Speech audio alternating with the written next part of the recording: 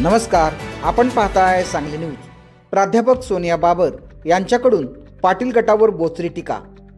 विटा नगरपालिका निवडणुकीचा प्रचार मोठ्या धूमधडाक्यात सुरू झाला।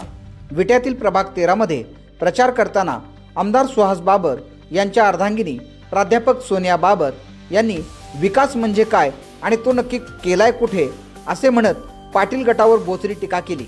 आज प्रभाग 13 मधील शिवसेनेचे अधिकृत उमेदवार भालचंद्र विश्वनाथ कांबळे व प्रीती कन्हैयालाल पवार यांच्या प्रचारार्थ भेटीगाठी व मतदान करण्यासाठी तेथील मतदारांना साकडे घातले। यावेळी बोलताना प्राध्यापक सोनिया बाबर यांनी बजरंग नगरमधील सध्याची अवस्था बघून एक गृहिणी म्हणून अत्यंत वेदना होत असल्याचे सांगितले। तसेच गेल्या 18 वर्षात पहिल्यांदाच या भागात आले, पण या ठिकाणी आपल्या स्वच्छ विटा, सुंदर विटा याचा कुठेही समावेश झाला नसल्याचे जाणवले। त्यामुळे या भागाचा सर्वांगीण विकास करण्यासाठी आपण येत्या 2 तारखेला धनुष्यबाण चिन्हासमोरचे बटन दाबून मतरूपी आशीर्वाद देऊन या दोन्ही उमेदवारांना मतदान करावे। तसेच या 13व्या प्रभागातून सर्वात जास्तीचे लीड देऊन त्यांना प्रचंड बहुमताने विजयी करावे असे आवाहन केले।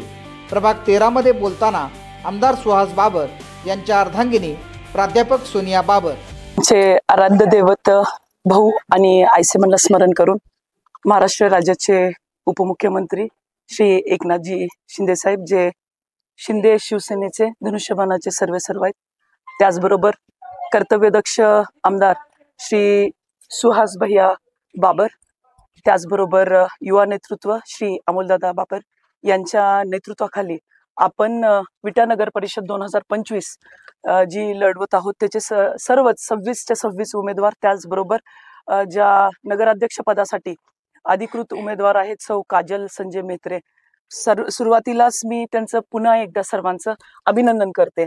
आज प्रभाग क्रमांक 13 याची प्रचार फेरी चालू आहे। त्याचे आमचे अधिकृत उमेदवार, मला विशेष एक गोष्ट सांगायची या बाबतीत, हा उमेदवार जरी दिसत असेल तरी भैया आणि दोघं मित्र आहेत आणि मित्रत्व काय असतं ते आधी बघितले, आता पुन्हा बघायला मिळते। असं अभ्यासू नेतृत्व म्हणजे श्री भालचंद्र विश्वनाथ कांबळे भैया, त्याचबरोबर तुमच्या माहितीसाठी कन्हैया दादा आपल्याला नवीन नाही आहेत, सगळ्यांना जुने आहेत। गांधीनगर आपल्यासाठी नवीन नाहीये।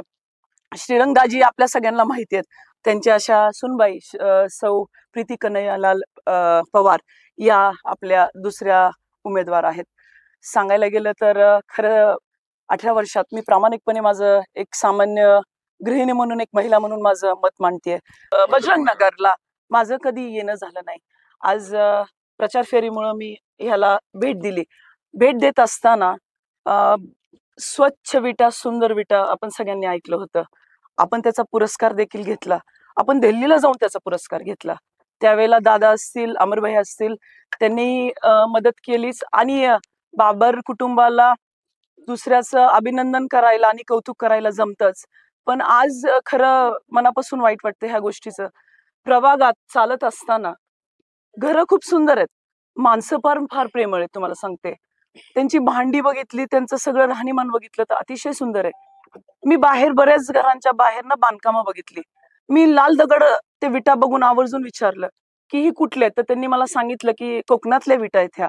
पण ते बघत असताना, प्रत्येकाच्या दारात जात असताना, प्रत्येकाच्या दारात धुण्याचं पाणी तिथंच, भांडी घासलेलं पाणी तिथंच, प्यायचं पाणी तिथंच।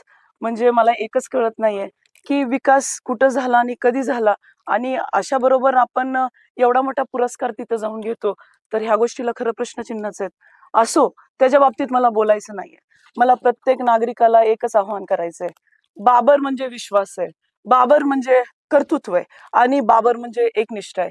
मला वाटतंय परिवर्तन करायचं झालं तर ह्या 2 नेतृत्वाला आपण खूप बहुसंख्येने, बहुमताने, मतारूपी आशीर्वाद देऊन खूप मतांनी, खूप फरकांनी निवडून द्यायचंय। आणि एक बाब, 13 प्रभाग आहेत, 1 ते 13 हा शेवटचा प्रभाग येतोय आपल्या सगळ्यांच्यात। तर मला वाटते प्रत्येकाने शेवटच करायचंय मतदान करून। शेवट म्हणजे काय शेवट आहे? लीड, सगळ्यात मोठं लीड मोजायचं झालं तर आपल्या ह्या 2 उमेदवारांचं मोजायचं। एवढंच बोलते, इथंच थांबते। प्रतापदादांचं खूप खूप आभार मानते, धन्यवाद देते। आलात आणि खरं सांगायला गेलं तर आत काय ते दाखवण्यापेक्षा वास्तव काय ते मीडियाने दाखवलं तर मला पण स्वतःला खूप बरं वाटेल। सांगली न्यूजसाठी विद्याधर कुलकर्णी, विटा.